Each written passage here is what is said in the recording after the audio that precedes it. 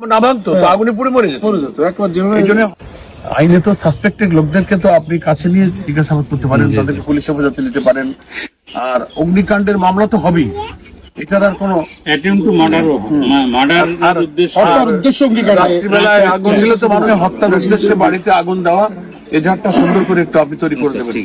আর OC সাহেবকে একটু আমার ফোনে সালাম দিয়ে আমার সাথে কথা বলতে বলবো, আমি একটু কথা বলবো, কেমন? বলবেন যে স্যার আসছিলেন, মামলা নিতে হবে, আর ওর আব্বা আর ওরা ভাইদেরকে নিয়ে একটু স্পেশালি ওদের মনের কথা শুনবেন যে ওরা কাদেরকে ধারণা করে। মানুষ সাসপেক্টেড ব্যক্তিদেরকে জিজ্ঞাসা করলে মামলা নাম উল্লেখ করে এদেরকে আপনি অ্যারেস্ট করবেন, জিজ্ঞাসাবাদ করে আইনের আওতায় নিয়ে যাবেন। কারণ এটা যদি এখন না হয় আবার কিন্তু এখানে শুরু করে সাহস পাবে, বলবে যে ও তাহলে এখানে করেনি। আর আপনি তো জানেন শিবিরের বা জামাতের আমাদের নেতা কর্মীরা স্বভাবতই ন্যাচারালি হচ্ছে তারা ভদ্র। জিতছে এখানে আমরা 2000-3000 ভোটের ব্যবধান এক একটা কেন্দ্রে আমরা ভোট পেয়েছি। তো আমরা তো অহংকার দেখালে পিটাপিটির দাপট মিছিল আমরা করবো, অথচ তারা এসে আমাদের বাড়িতে আগুন দিচ্ছে।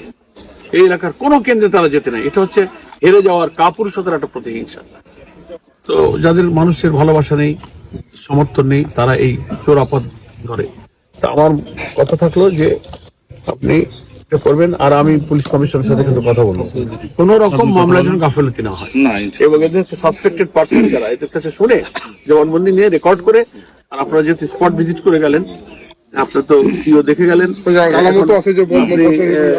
তেলের বোতল, এগুলো নিয়ে আপনার আইও রিপোর্ট এবং এদের জবানবন্দি নিয়ে মামলাটা একটু ভালো করে দেবেন। জি ঠিক আছে। উপরে তো সব দিকে চাল